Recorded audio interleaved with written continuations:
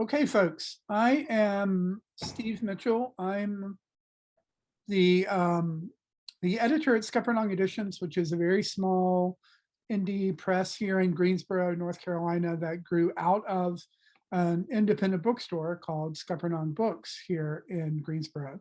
And we are happy to be sponsoring this event tonight on Mixededness, a conversation with David Wright, Faladé, and Deonna Kelli Said. I'm going to be posting some links in chat as we proceed. So if you want to see those, you can open up your chat. You can also use chat to post comments or questions. You can do that during the conversation. And then toward the end of the event, we'll also open it up for questions and comments then, where you're welcome to unmute yourself and actually speak. So Maura, you can keep your camera on. It's fine with us. Whatever you're comfortable with is fine. If you want to only see the speakers, if you haven't used Zoom before, you can go up to View, which is on the right side of your right top corner of your screen, and click on Speaker, and then you will only see the person who's speaking instead of the mosaic of everyone's face. So you can certainly do that. So let me tell you a little bit about the folks who are going to be speaking tonight, and then we'll get right down to it. Deonna Kelli Said is fifth generation Florida-born descendant of an indigenous Catawba family that helped settle a rural county in the Panhandle. Raised Southern Baptist, she became Muslim 25 years ago. Deonna has lived in the Middle East and Central Asia. Her work is featured online and in various anthologies, including Love Inshallah, The Secret Love Lives of American Muslim Women, and New Moons, Contemporary Writings by North American Muslims. Her essay, Contested Whiteness, True Tales of a White Muslim Woman, was made into an award-winning short film, Joe and the Shawl, by Nicole Bolivian. She is currently working on a novel set in North Florida that explores the Panhandle's historical, cultural, and racial hybridity. Deonna works for the North Carolina Writers Network, the state's largest literary arts nonprofit, and represents the PEN America North Carolina Piedmont chapter. David Wright Faladé is the author of 3 books: the narrative history Fire on the Beach, recovering the lost story of Richard Etheridge and the Pea Island Lifesavers, and the novels Away Running and Black Cloud Rising, which was recently longlisted for the Cook's Corner Book Prize. The New Yorker chose Fire on the Beach as one of its notable selections, and the St. Louis Post-Dispatch named it one of the best books of 2001. Away Running was named an outstanding international book by the U.S. Board on Books for Young People and was selected by the Junior Library Guild and the Texas Library Association for its high school reading lists. An excerpt from Black Cloud Rising, entitled The Sandbanks 1861, appeared in the New Yorker, as did his most recent essay, The Truth About My Father, which was published in the New Yorker just a week or two ago.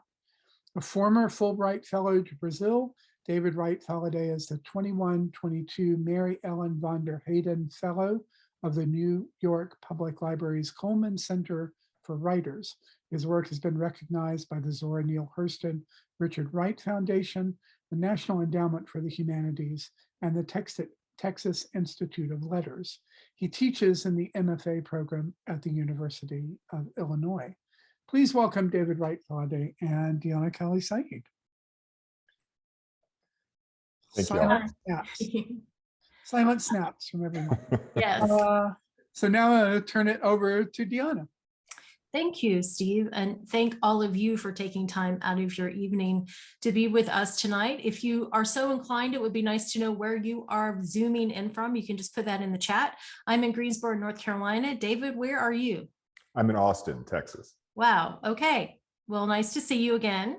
We met at Greensboro Bound, which was what, a month ago or something like that? Yeah, that's right. A month and a half, maybe. Yeah. And your panel was fabulous. And that's when I first Thank you. encountered your book. And I want to tell you how much I value learning about a part of North Carolina history that I did not know. And also how you bring into conversation some aspects of Americanness in your novel. So if you want to start us off by telling us a little bit about what the novel is and why you chose to write it. Yeah, the novel's called Black Cloud Rising. It came out in February. And it's an historical novel. It's taken from an actual historical event where towards the beginning of the Civil War, the Union Army sort of had a stronghold in Tidewater, Virginia, and in coastal North Carolina. And at that point began raising troops amongst former slaves. Slaves fled behind Union lines immediately, and they started raising regiments of troops.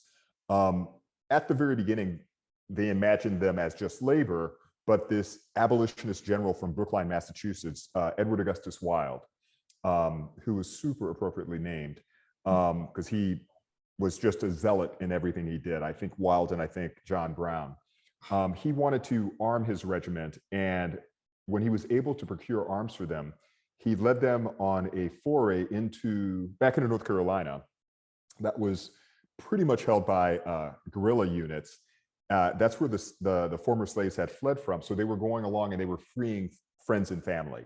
So it was this 3-week raid in December 1863 where these men are running home.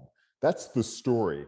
But the thing that interested me was mixedness, which is to say, this is starting to be a long-winded answer. I'll be briefer, or more brief. I'm not sure what is grammatically correct.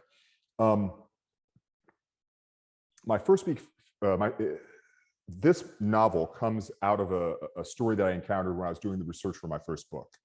The person at the center of that is Richard Etheridge, who was the first keeper of the only all-black Coast Guard station. It was called the Life Saving Service in the early Coast Guard.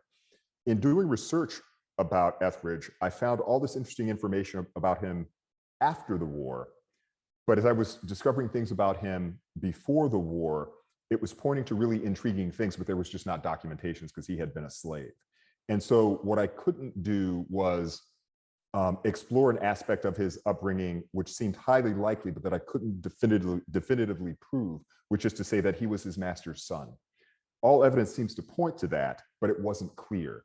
And so I got the idea for this novel in part because I wanted to explore that relationship. As Richard Etheridge, as a soldier, is marching home, he's marching home to confront his father, right, who's his former owner.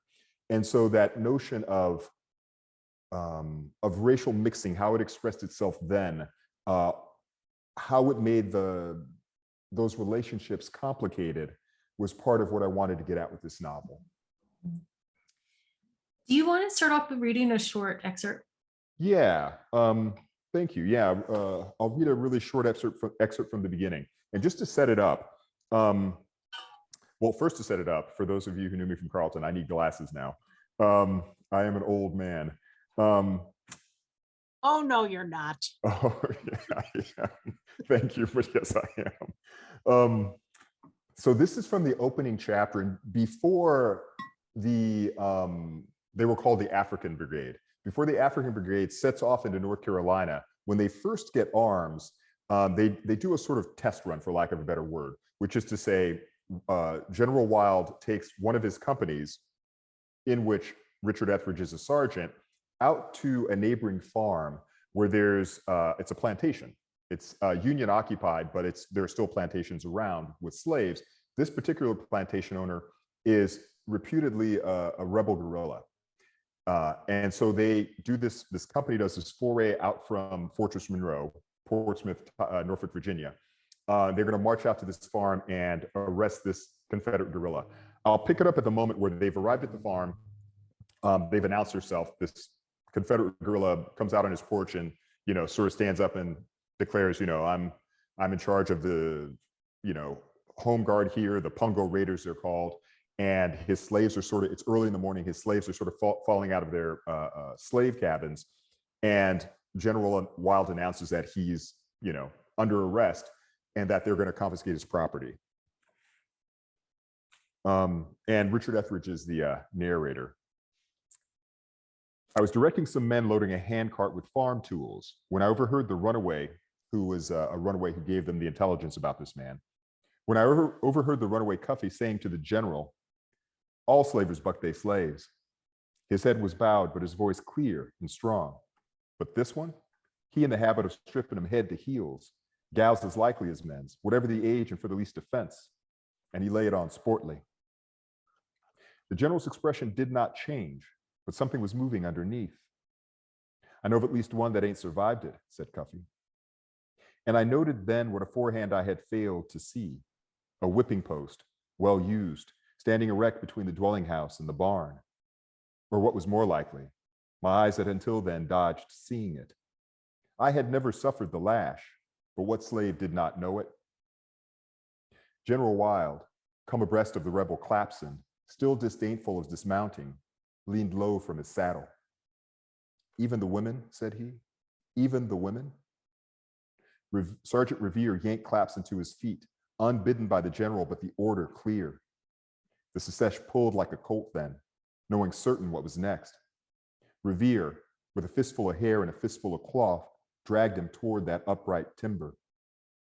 Shackles hung from its foretop point, and while two troopers wrestled the man's lurching and writhing, Revere hitched him on by the wrists.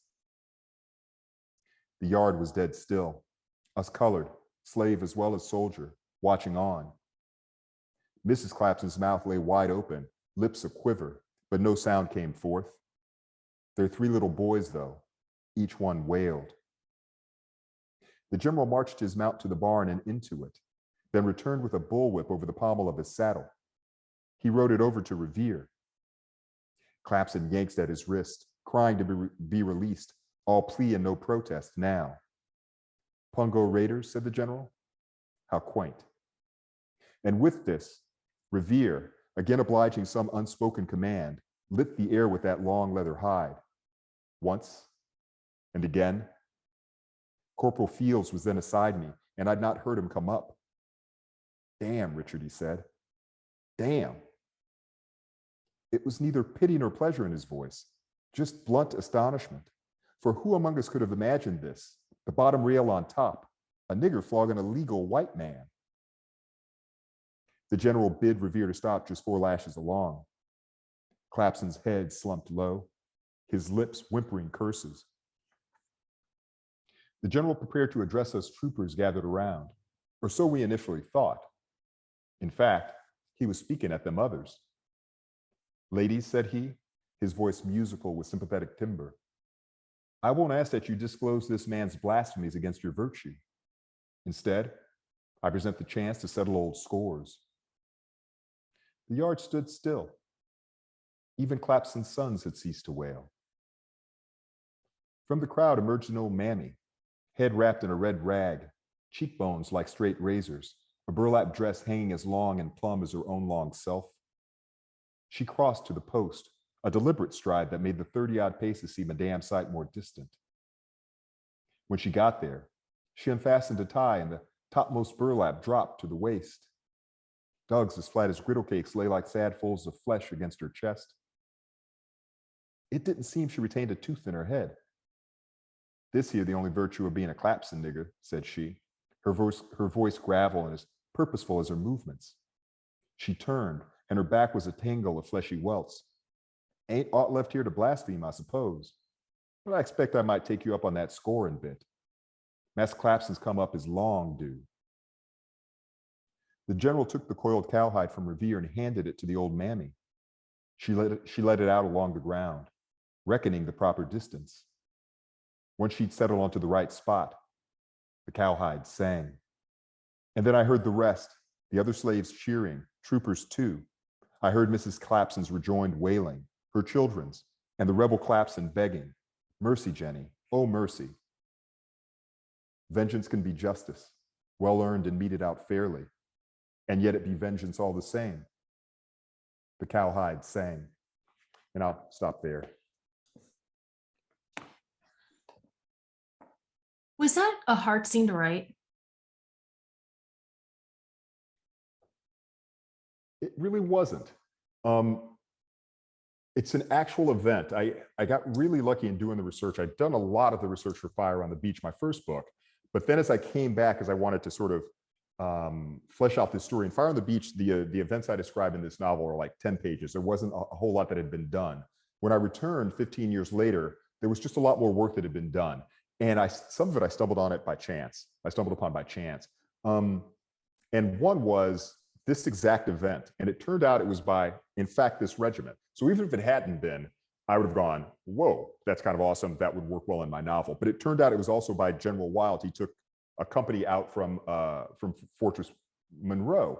And so there was a description of the event. It was much more bare. But as soon as I was reading about it, reading the article and then going to the source material, it just kind of came alive. If Richard Etheridge is wrestling with his paternity, which he is, what happens beyond where I stopped reading, he starts imagining his own mother and his father strung to that post. And so it seemed like the perfect launch point for this novel that's about this event, which is to say going back into North Carolina, but also about the thing that Richard Etheridge is wrestling with, you know, his obligation to his family, which in theory by the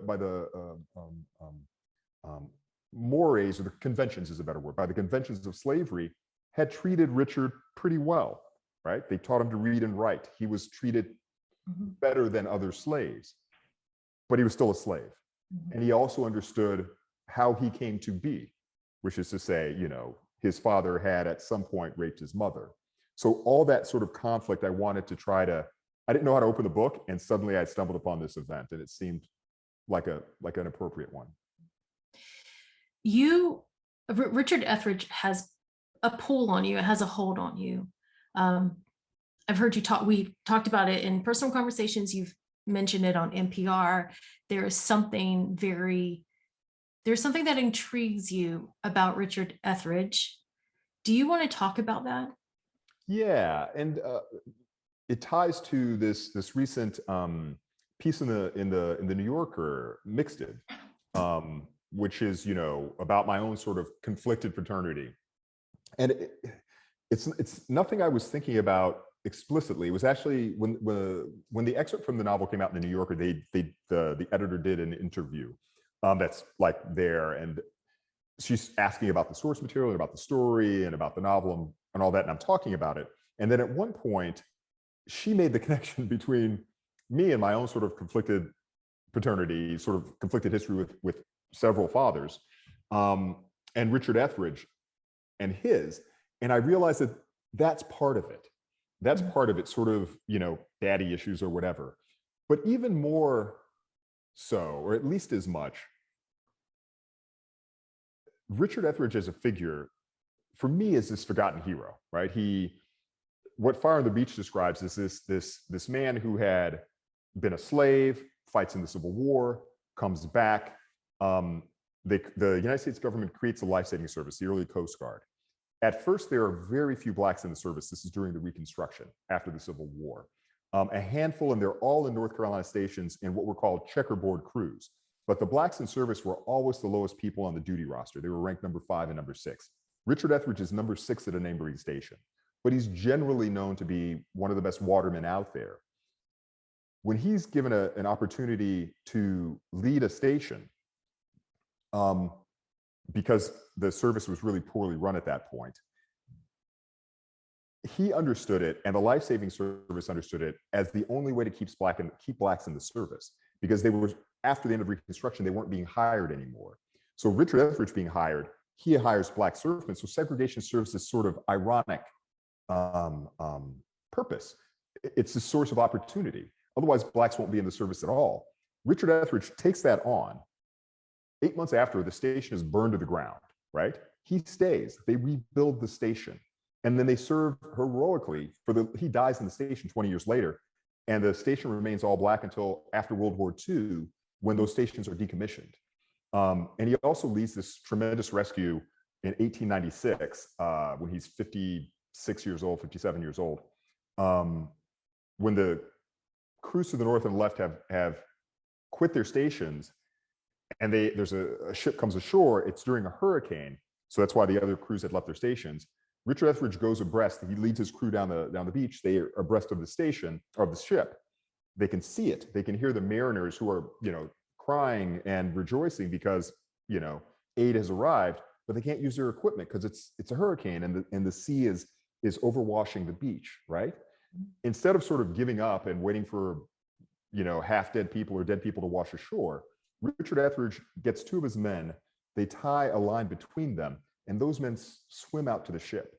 So they rescue all the people on board without the use of their equipment. That's heroic.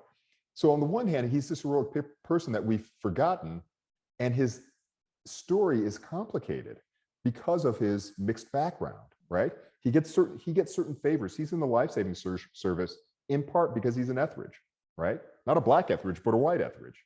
But he's still a black man, so he's the lowest man on the roster. When he gets an opportunity, he takes most advantage. But the person who burns the station down is his cousin, right? Who wanted that position, his white cousin. So all that complexity of interracial relationships, for me, is what I was writing about with Black Cloud Rising.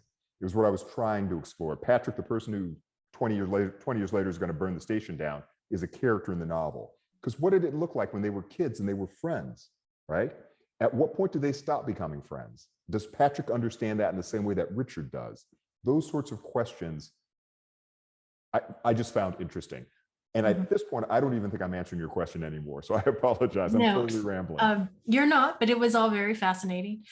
But I do want to talk a little bit about, well, I want to actually talk a lot about this because this is something that's on my mind a lot. We're at a moment in American history where there's a struggle for who gets to tell the story of America. And you and I are of the mind that America has been mixed from the point of first contact. From the moment that colonists arrived on this continent and interacted with indigenous people, America became culturally and racially mixed. And it's a story that some Americans are deeply, deeply uncomfortable with, but it's the truth. And you have a very interesting personal story that has informed the way that you understand your Americanness. Do you want to tell a little bit briefly about your background, your parentage? I know you do talk about it in the most recent New Yorker essay, but just bring everyone up to speed. Yeah. I grew up David Wright, and my mother was a Holocaust survivor. She was born in 1931 in France. She was a French Jew, but she married a GI in the 50s and came to a black GI in the 50s and came to the United States. Was here for about 4 or 5 years, and then they were stationed back in France. My older sister Miriam was born, and then I was born, and we came back to the States. As far as I know, my father retired from the Army. We lived in Kansas City. My growing up is basically me understanding myself as being, Black, American, biracial, but the one-drop rule in the era which I grew up, still today to some extent, just meant that I was Black. And so that's how I identified, and I understood myself to be the descendant of slaves, and that was really, that informed my growing up in any number of ways. When I was 16, my mother told me that, in fact, my father was this African man that she had grown up with after the war. She had been involved in the anti-colonial movement. She was communist during the Communist Party. Her experience during the war and surviving the war led her to be really sort of outraged, rebellious, pushing against things. And so she embraced the Communist Party, the anti-colonial movement, fell in love with this man who was an African from Benin, it was Dahomey. And then they, broke up, young couples do all the things that young couples do, and had this sort of ugly breakup, which is when she sort of precipitously married the Black GI, Bayless Wright, who I thought was my father. When they're back in France in the early 60s, she had an affair then with the African man. And that's how I came to be born. So she told this to me at 16. But this African man, it turns out, is descended from the last kings of Dahomey. And the kings of Dahomey for 160 years were sort of prominent slave traders from the slave coast. It was a kingdom, a legacy, a dynasty again, 150-year dynasty built on the back of slavery, which is to say, raiding into neighboring villages, into neighboring towns. They developed a professional army that was built around this, and they provided, slaves to the coast that were then sold to Europeans. My image growing up was that, it was like roots, like, white people came and they raided for slaves and they took them across the sea. But in fact, as often as not, even more often, it was these African kingdoms who were, using slavery as a way to, on the one hand, secure themselves, if you're not fighting others and you're maybe being fought, but also to modernize. They're getting European goods by trading slaves. I'm not saying this as a way to justify it, but as a way to try to explain it. So I went from learning that I was the descendant of slaves to I was the descendant of slave traders. And so that's basically the story I tell. I tell it hopefully better than I just did. But yeah, that's sort of the backstory. How did you rectify that? And I will say I have some sense of how that may feel. I'm descended from an indigenous person who was actually an Indian scout for Andrew Jackson, who helped clear Creek and Seminole people from Florida. And Andrew Jackson, in my mind, was he committed genocide. And I'm descended from someone who is indigenous, but helped him do that. So there is this weight that sometimes one feels knowing that I survived, my family survived because of decisions that an ancestor made. And it does weigh heavy. And I'm just curious if there was what kind of process did you go through to sit with this new information, to absorb it into your personhood? Part of it is this work that I'm trying to do with Black Cloud Rising, or with the essay Mixed, which is to say, what interests me or drew me to writing, to try to be a writer, was the gray, human complexity. Like, just from my own life, even, I started writing after I graduated college. Terrible poetry. And then I started trying to write some stories and whatever. But what interested me all along was sort of human complexity as myself. I was understanding it. This Black kid I graduated college in 1986, at a moment when sort of the after effects of the civil rights movement and of the Black arts movement are starting to take hold. Toni Morrison, these writers are coming on the scene. Spike Lee is making these movies. We're starting to get representations of Blackness that are super important, and that are valorizing about how I'm thinking about Blackness, about myself as a Black person. But it also feels like something is not being, as I learn more about myself, it feels like parts of that story are not being told. But it also feels like it's, especially sort of post-Black arts. And again, this is not criticism, it's observation. It seems like it was necessary to happen, but what happens is suddenly Black folks are telling Black stories, and it starts feeling balkanized in a way. Black people can tell Black stories, white people can only tell white stories. And that doesn't feel like it is fundamentally what America is about. Like you said, among the first laws passed in the Virginia colony was anti-miscegenation laws, right? Because they bring 20 slaves over in 1619, and very soon, slaves are making babies with indentured servants, right? Slaves are marrying indentured servants. And that's a threat to the ruling powers, right? Bacon's Rebellion shows this to us. Those folks unite on the quote, the edge of the quote frontier to fight Native Americans who are there. But what the sort of ruling elite recognizes is they're way outnumbered, and they've against an antagonistic group based upon class. And so they begin to divide them racially. Mixedness is there.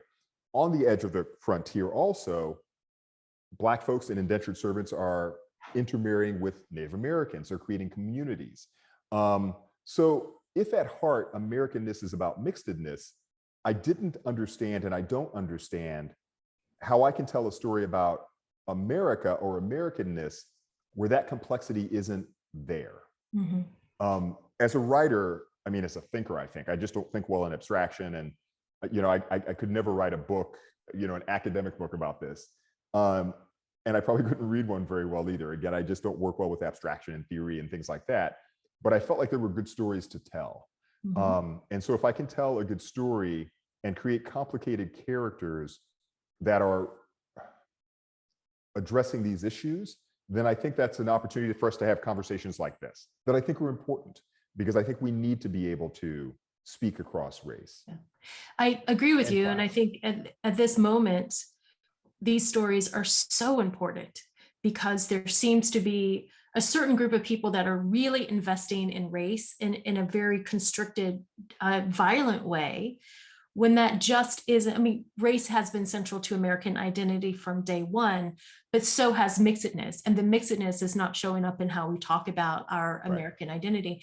But I have two questions I want to ask you, and then hopefully people can share some of their experiences or thoughts.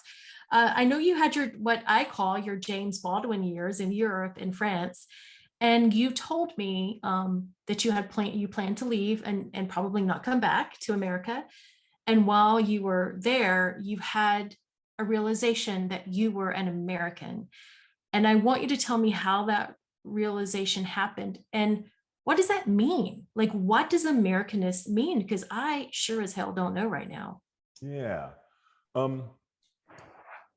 Yeah. So after the year after I graduated, I worked in the admissions office. And I think like probably most 21, 22-year-olds, you're trying to find yourself in some way, what it is you want to do in the world. And I didn't have a whole lot of idea. And that's when I started writing. I tried to act. I was a pretty terrible actor. I bought a guitar that I 20 years later just took to Goodwill because I still couldn't play it. Stuff like that. I was trying, there was something that was sort of boiling inside that I needed to find expression for. But I was also outraged. I was reading Baldwin, and the outrage he was expressing, this is in mid-1980s. I'm reading these essays he's written in the 50s and 60s, and I'm feeling a similar sort of outrage. And so in a play I was in, a guy I was in a play with told me that they had American football in England. He had it brought back a poster, and I'd played football. And so I was like, I called them on the phone. I was like, hey, I'm a football player. And they were like, come over, we'll give you a tryout. And I remember reading Baldwin had left the country with $40, and I had $400. That seemed maybe an appropriate equivalent. And I got a one-way ticket, and I just went. England was interesting. But when I got to France about 7 months later, and I'm living in Paris, and again, really an anger that is there. And in my mind, I'm an expatriate. I'm leaving. I'm going to find a way to get to Africa, to sort of travel as much as I can and figure out what it is I'm going to do in the world once this football thing stops, because football's paying the bills. It's fun too, but it's paying the bills.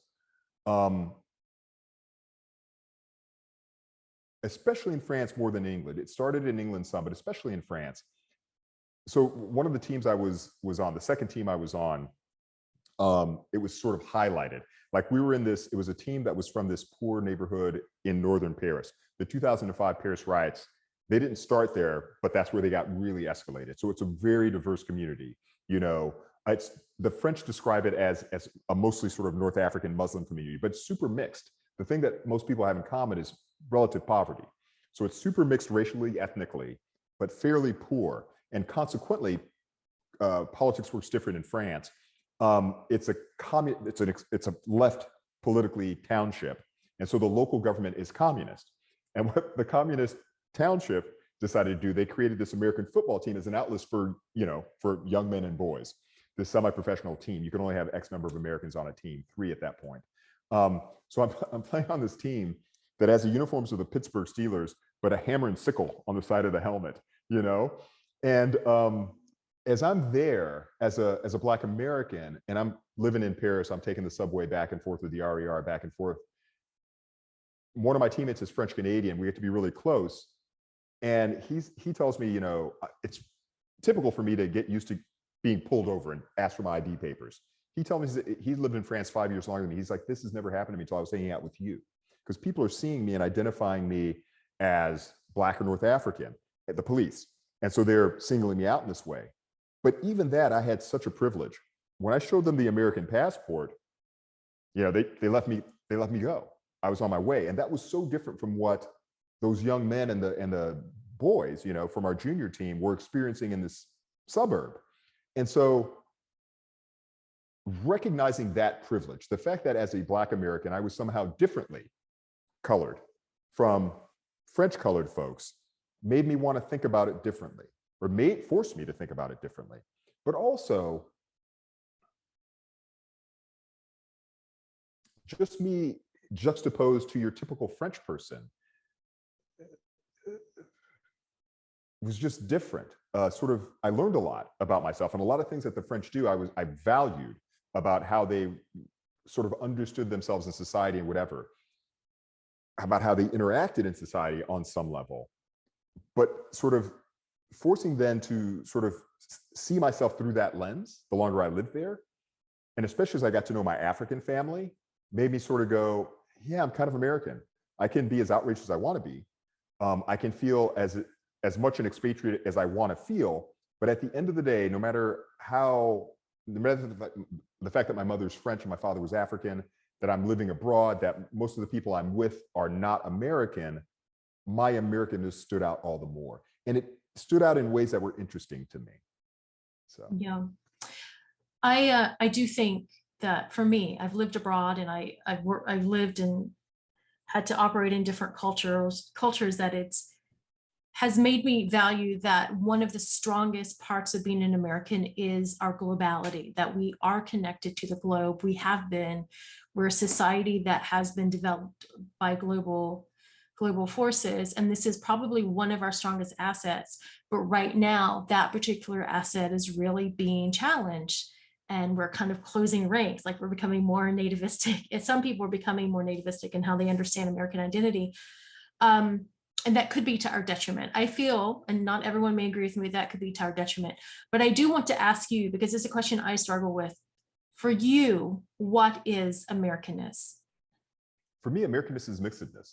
And on every level, not just Black, white, but as concerns ethnicities, as concerns people marry across gender, this has always been the case, but we're an open embracing of it, or at least an effort to openly embrace it.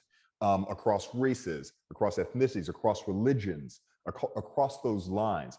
It has always happened with resistance, because this myth of the myth upon which Americanness is constructed is so narrow, right? The founding fathers, quote unquote, the founders use grand language, freedom, liberty, this and that, but it's only for themselves. And not even just white men. In the Constitution, as they write it, specifically for white men with property. So there's a class element. But Americanness from the beginning, like we talked about those first laws when Virginia is an English colony, are anti-miscegenation laws. On some level, for a variety of complicated reasons, not always noble, but people in this space that that we colonized and conquered have mixed. And I think the tension is a refusal to acknowledge it, to acknowledge it, and not even just acknowledge it, embrace it. One little anecdote that comes up, I actually constructed a class around it. Late 19th century, 1870s forward, roughly, ragtime explodes, not just in the United States, but in the world. And from this global view, people elsewhere are looking at, are embracing ragtime music and are going, this is uniquely American. People around the globe are recognizing this as only possible here in the United States. And because of the mixed roots of it, in America, not so much, but around the globe, we recognize it that way, or it's being recognized that way. And as ragtime gains in popularity here, and it gets hugely popular across class lines too, because Scott Joplin, who's one of the fathers of ragtime, was a trained musician. So ragtime is music played mostly by Black musicians in brothels in the South, right? But Scott Joplin is a trained musician, so he writes the sheet music and sells it. And so suddenly middle-class families in the middle of nowhere are playing ragtime music, and it spreads around the globe. The thing that's interesting to me about that is not just that globally people are looking at this and going, this is uniquely American. The fact of its unique Americanness isn't that it's Black, because it's not. The musical tradition that it's relying upon are some Black musical traditions, but it's on a European instrument, right? That's mixedness. And that's what interests me. So it's not just that Scott Joplin, a Black man, sort of had this ingenious thing and people are going, they perceive themselves as, it's called Negro music. They perceive it that way. But if we think about what it is, in fact, it's a hybrid. Mhm. It's mixed, it's American. And so I think that's, yeah, I think it's important to recognize that. I'm not sure I answered your question again. I started thinking about ragtime. Sorry. Yeah, I think you did. And one last question, and then hopefully people will start putting comments or questions into the chat. We can open it up for a larger discussion. As much as I believe in the hybridity that is America, the racial and cultural hybridity that's in the DNA of this country, like I said from the very beginning, we are at a moment where some people really need to essentialize race. Both white people and Black people and other people, they need to have that essentialization. And mixedness challenges that. Do you want to talk about that a little bit? Yeah, and you and I have talked about this, and some days I wake up feeling, closer to Martin, and some days I wake up feeling closer to Malcolm. And I'm not sure what I'm feeling today. But when I'm most hopeful, when I'm feeling Martin and I'm most hopeful, I understand this moment as a backlash, because that resistance has existed from the beginning, like we were just talking about. And violence has always been a character of it. It's always been a characteristic of it, a trait of it. These sorts of, that sort of resistance has always been enforced through violence. I'm not saying that is a way to discount it at all. What I do mean to say is that it's not new. And so the question I ask myself is especially the last 6 years, sort of the 2016 election on, is that a backlash to Obama? Which it feels like on some level. And part of the backlash then is this sort of, a president who enabled a resurgence of this sort of violent sort of nativism and small-minded view of Americanness. Again, on my good days, that's what I think it might be, and I hope it is, but I'm not sure. I do know this. I think I know this anyway. As much as political forces are trying to unwind, and in fact are unwinding things, Roe v. Wade, it's hard to take away people's rights when they've had rights, and especially in a country that's built on violence. And so I'm not saying this is a good thing. I'm just saying that I don't know how it's going to continue to express itself, but I don't, whether it's a backlash or just sort of an inherent nativism that was inevitable to resurge, I don't think it will sit easily going forward. The one thing that scares me in that scenario, and this is the last thing I'll say, because I want folks to jump in, the more immediate threat is the challenges to democracy. Because as long as we have something approximating a democracy, the more that people have been enfranchised, then those voices will be expressed. Mm-hmm. But the trend that we're seeing since, I was just reading about this in the Times, really in the past 20 years from these sort of international studies that have been sort of, researching sort of democracies and sort of grading them, we have had our democracy has been more in jeopardy for about the past 20 years. And as voices are silenced, that's where I think the real problem lies. So. Yeah, I agree. And that's where I feel now is the time, as writers, as cultural creatives, artists, actors, whatever we do, that it is essential that we, I want to say, deconstruct the old stories, that we make room for new stories that are actually the true stories of this country. And I honestly believe that democracy depends on it. Absolutely. That is our task as writers. I'm speaking for myself. You don't have to agree with me, all the writers out there, but I do feel that my task as a cultural creative is to try to unearth these stories, because this is part of the real stories of America. Sarah Mason has pointed out something wonderful. She said Rhiannon Giddens makes similar case about strong band music in her BBC podcast, Black Roots. Yes, she's a North Carolina native. Shout out to Rhiannon. Actually, she's here from Greensboro, and she's here sometimes. Joanne just finished Juneteenth with the mixedness of the birth of this country to all points is the truth of this nation. Hallelujah. Tonight's talk enhances this great discussion touching upon my own. Oh, Joanne, hi, I know you. You're glad to see you're here. I was just telling David that I wanted to introduce the two of you. Hi. Absolutely. Wide embrace. Then Manu, David, what is Africa to you? I know that you have been reading Judith Gleason's historical novel, A Go Time, Her Legend. Would you care to say something about that? Yeah, thanks. Thanks for that question, Manu.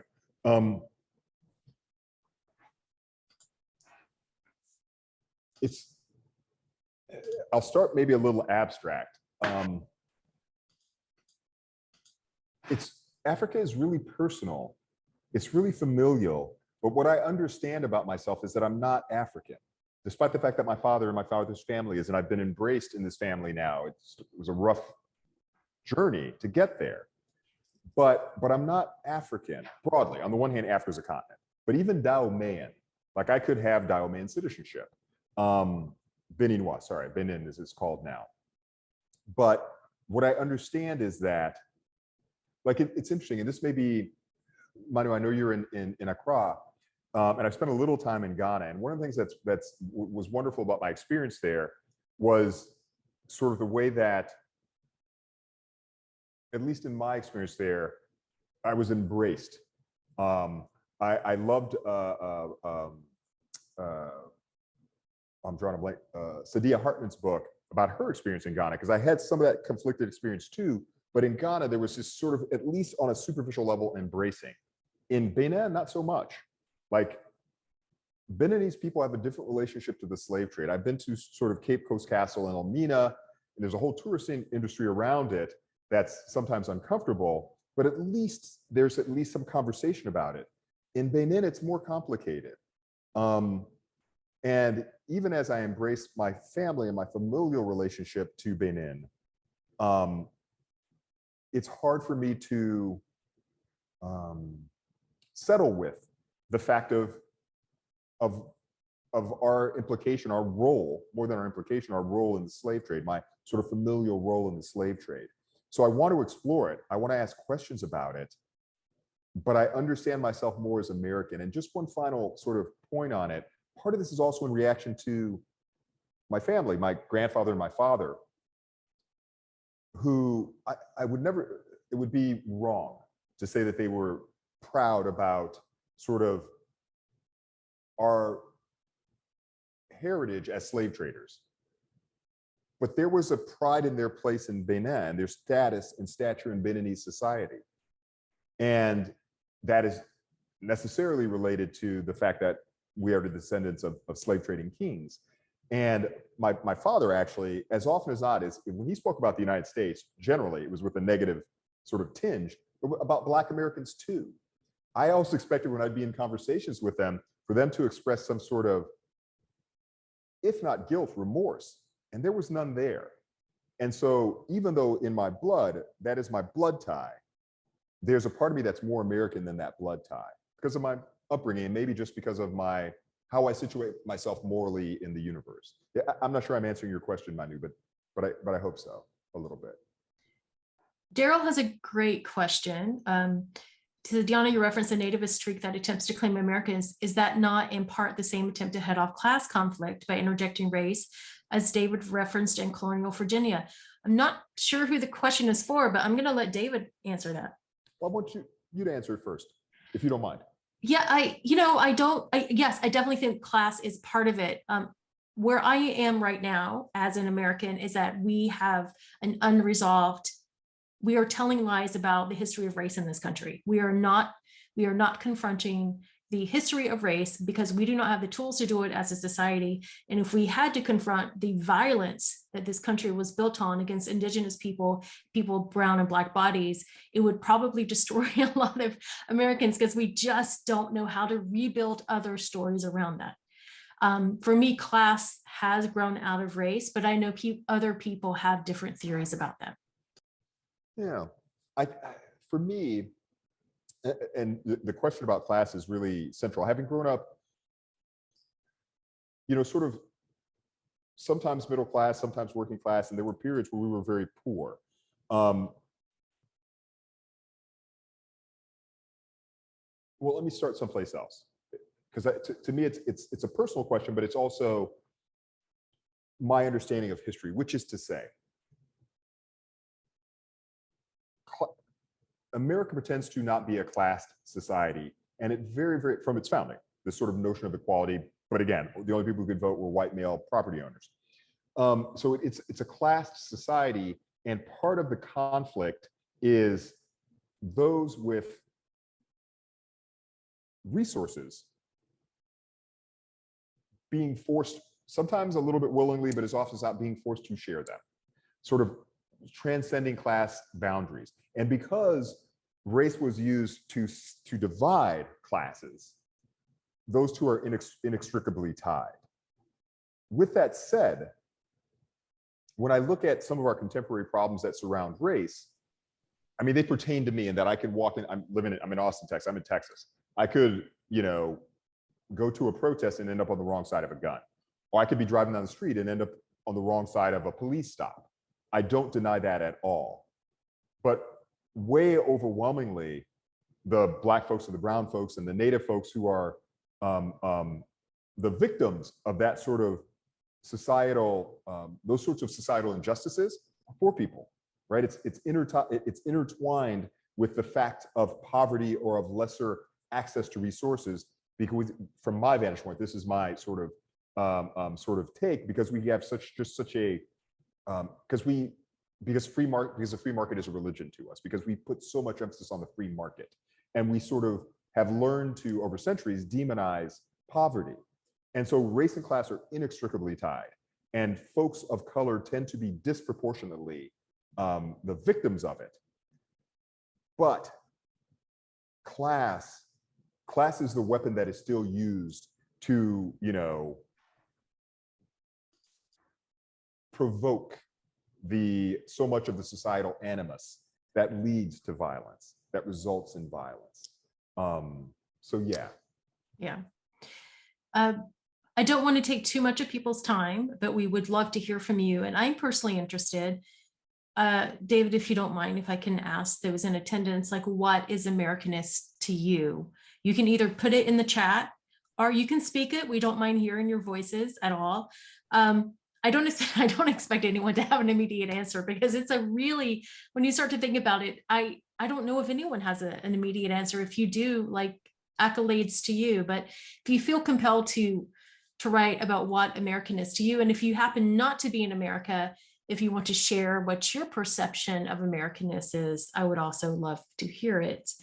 What are you working on now, David? A novel that's based on that love triangle between a character based upon my mother, a character based upon Jack Wright, the man who I thought was my father, and a character based upon Faladé, who was my biological father, set in post-war Paris. So not sort of the scope of all that history. I don't figure into it at all, but really those three young people in that moment after the war, when all three of them are outraged for different reasons, and the world seems possible for remaking, right? I mean, the world seems like possibility. So that's the new novel that, if I'm lucky, knock on wood, I'll finish in the next 8 months or so. I've been working on it for a long time. Wow. You just said something that's really interesting to me, that a new world is possible. I think as an American, I always felt that until about 6-7 years ago.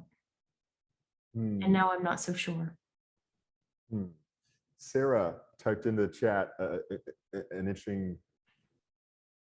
Do you mind if I read it? Yeah, go ahead. I'm not an American, but have lived here 40 years. I think Americanness is a mindset of expectation of being able to pursue one's dreams, desires, and goals uninhibited.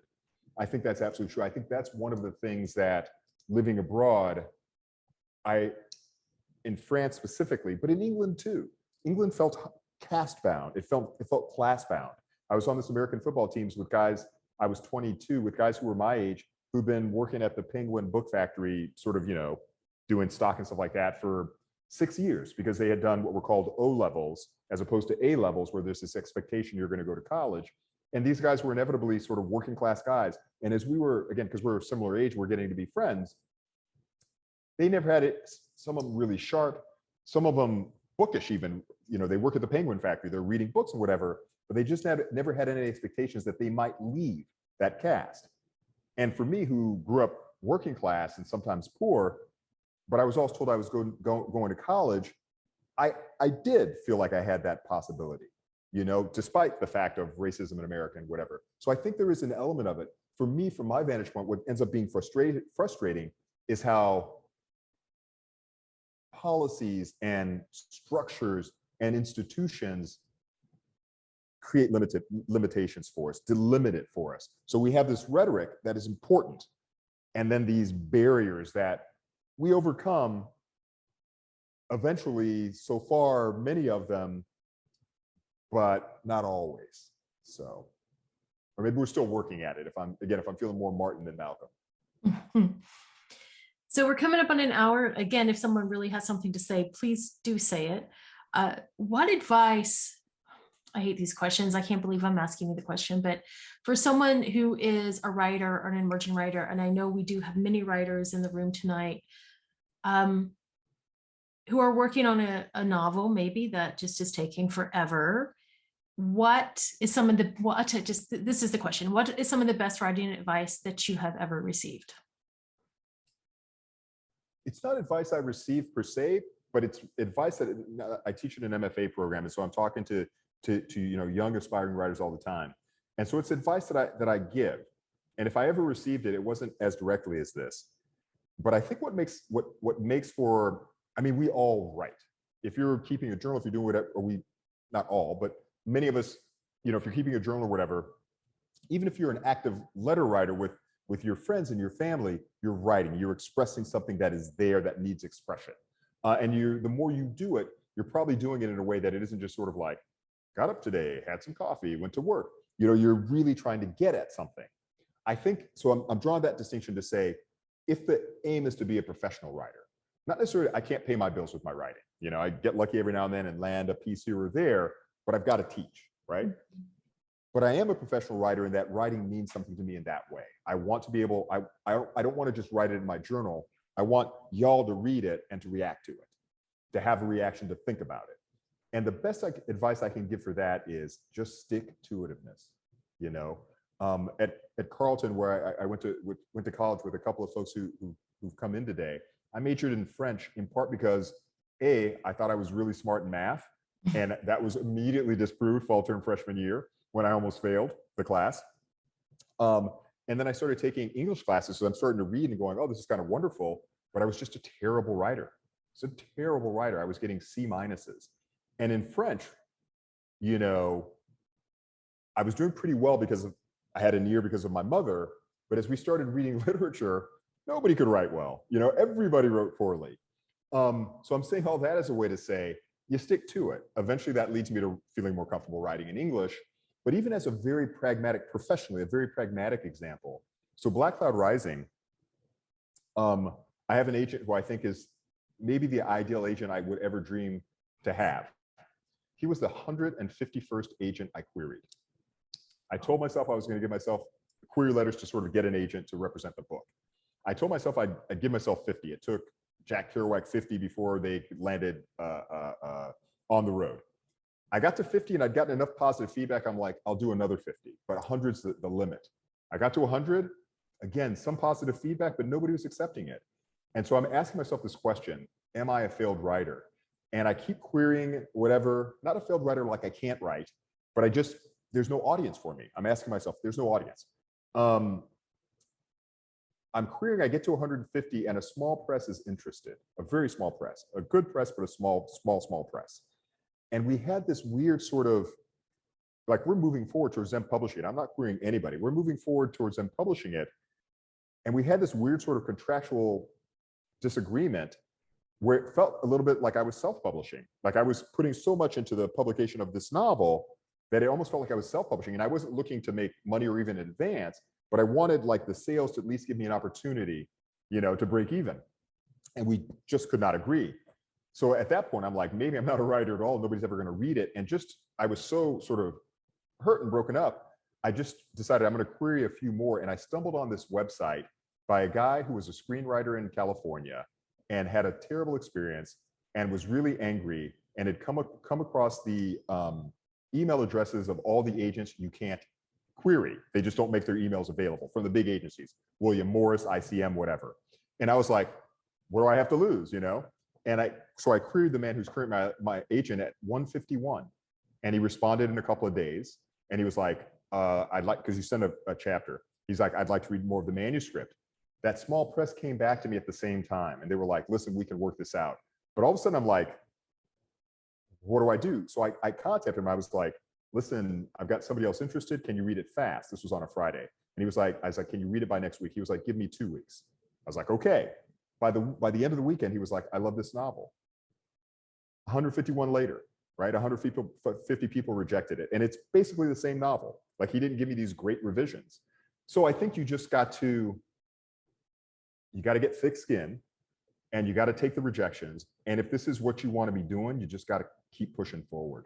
You know, I'm 58 years old. I started doing this when I was 22, and it's been a long haul. I'm rambling now, and I don't want to, you know, we're past 8 o'clock. I don't want to keep. Well, two things. Now your book is actually getting nominated for awards, and you also share an agent with Charles Fraser, correct? Old Mountain. He's a North Carolina writer. I share a publisher with Charles Fraser, but I share an agent with Jupiter Lahiri and Jonathan Lethem and some good folks. All right. So, people I respect. So yes, I want to close, if I may, with a comment from Linda, who's in the house. She says, I share expatriate living in other cultures and the keen need to travel widely to explore many more. Over time, I've come to understand Americanness to me as an outgrowth of culture, race, gender politics, economic status, socialization, and deep beliefs based on strong ideals created, even in the midst of keeping others down to ensure many could achieve them. An imperfect culture, but one with strong roots in improving and moving toward being worthy of those ideals. Imperfection with lots to grapple with, but also with the work of many to open eyes, ears, hearts, and minds. Thank you, Linda. Yeah. America is imperfect, but it is also a realm of possibility. The fact that we are here, the fact that we are doing what we do, when we're writing about it, we're talking about it, that's the sign of hope. We're people who care. We are invested in our Americanness, our identity, in our society. And so to me, that's, yeah, I think, Linda, you summed it up very well. Yes. Thank you. Sorry. I'm going to jump in right here and thank David and Deonna. Thank you all. Wonderful discussion tonight. We have recorded this session and it will be available on YouTube. If you have people you'd like to refer it to, give us a couple of days to edit the video. And I posted the link for Scuppernong Editions, which is where you'll be able to find the link in a couple of days if you want to send other people this way to look at the discussion. But thank you, David, and thank you, Deonna. It's been a really wonderful evening. I appreciate it. Thank you all. It was really fun to have this conversation. And thanks y'all for joining us. So. Yes, thank you. Good night, everyone.